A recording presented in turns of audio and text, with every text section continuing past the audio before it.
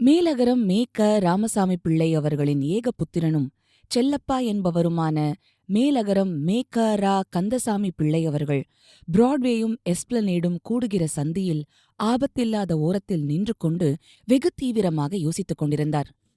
டிராமில் ஏறிச் சென்றால் ஒன்றே காலணா, காலணா மிஞ்சும். பக்கத்து கடையில் வெற்றிலைப்பாக்கு போட்டுக்கொண்டு வீட்டுக்கு நடந்து விடலாம்.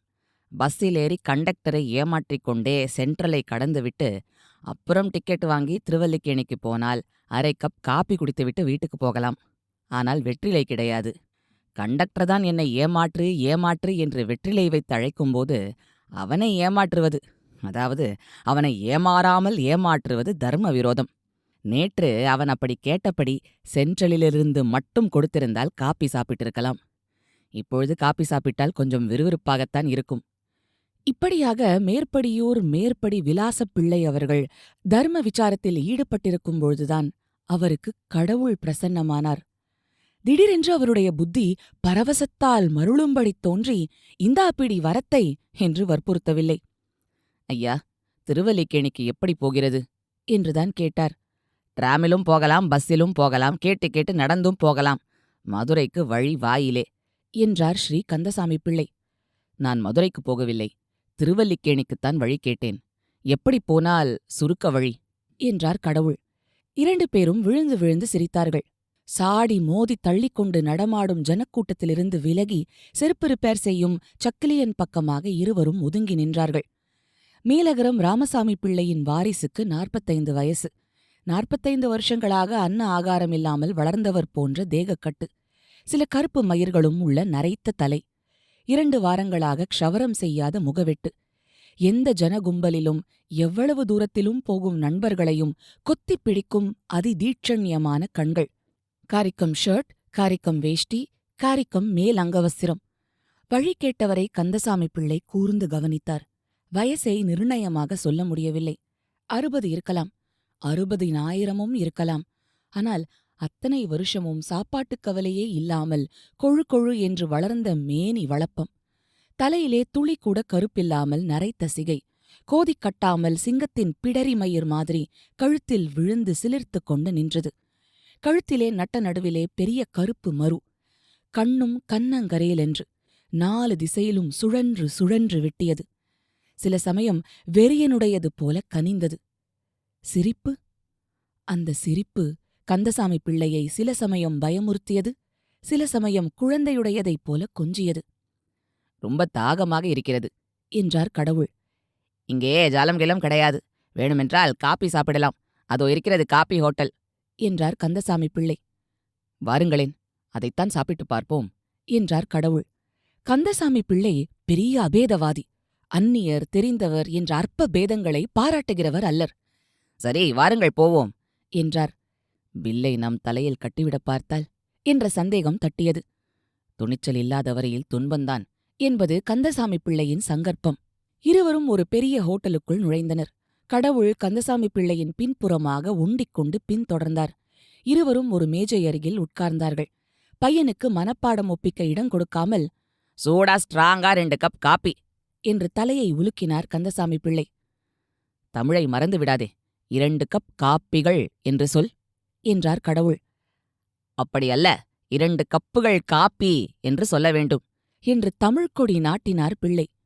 முறியடிக்கப்பட்ட கடவுள் அண்ணாந்து பார்த்தார். நல்ல உயரமான கட்டிடமாக இருக்கிறது, வெளிச்சமும் நன்றாக வருகிறது என்றார். பின்னே பெரிய ஹோட்டல் கோழிக்குடில் மாதிரி இருக்குமோ? கோவில் கட்டுகிறது போல் என்று நினைத்துக் கொண்டிராக்கும். சுகாதார உத்தியோகஸ்தர்கள் விடமாட்டார்கள் என்று தமது வெற்றியை தொடர்ந்து முடுக்கினார் பிள்ளை. கோவில் என்ற பதம் காதில் விழுந்ததும் கடவுளுக்கு உடம்பெல்லாம் நடுநடுங்கியது.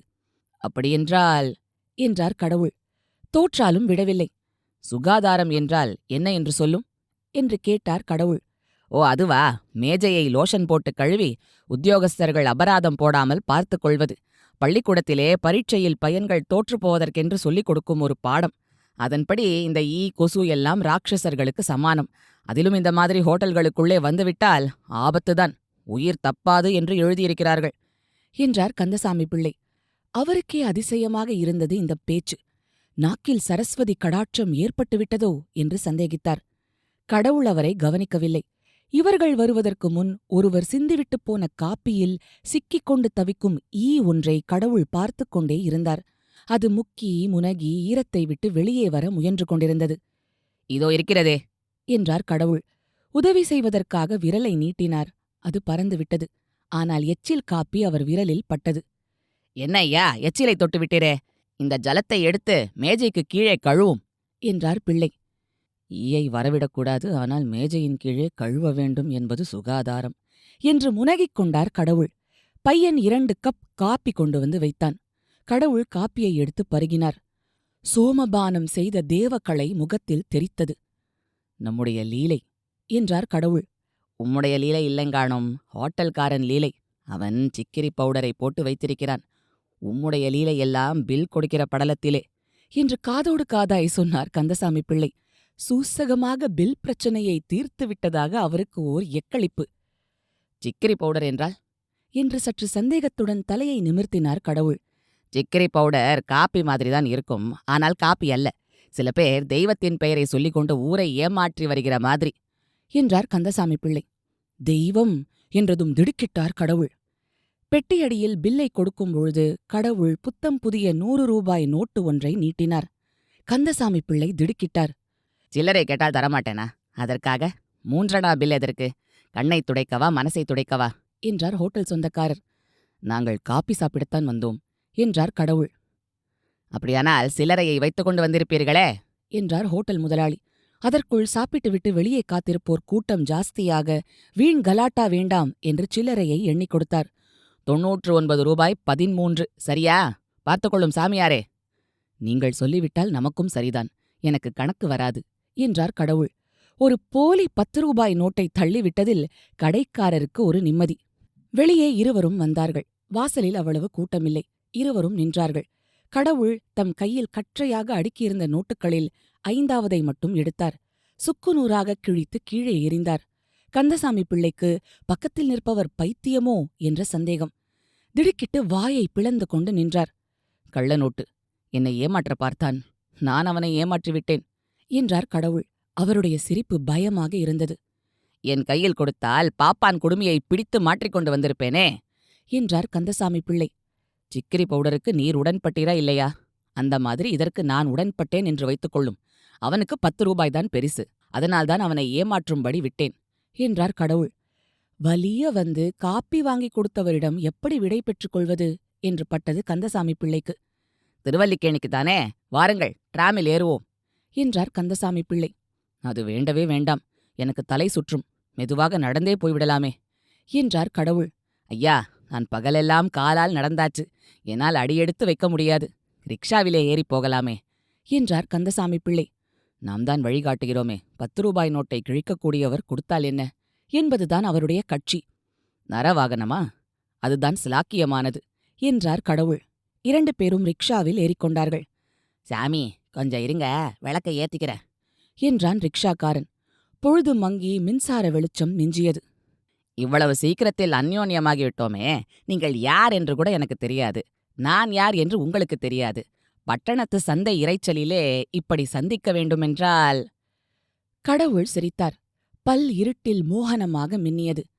நான் யார் என்பது இருக்கட்டும், நீங்கள் யார் என்பதை சொல்லுங்களேன் என்றார் அவர். கந்தசாமி பிள்ளைக்கு தம்மை பற்றி சொல்லிக் கொள்வதில் எப்பொழுதுமே ஒரு தனி உற்சாகம். அதிலும் ஒருவன் ஓடுகிற ரிக்ஷாவில் தம்மிடம் அகப்பட்டுக் கொண்டால் விட்டு வைப்பாரா? கனைத்துக் கொண்டு ஆரம்பித்தார்.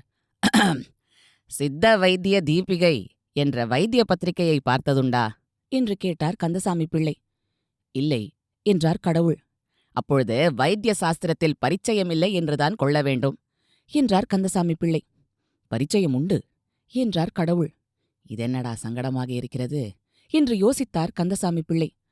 உங்களுக்கு வைத்திய சாஸ்திரத்தில் பரிச்சயம் உண்டு, ஆனால் சித்த வைத்திய தீபிகையுடன் பரிச்சயமில்லை என்று கொள்வோம்.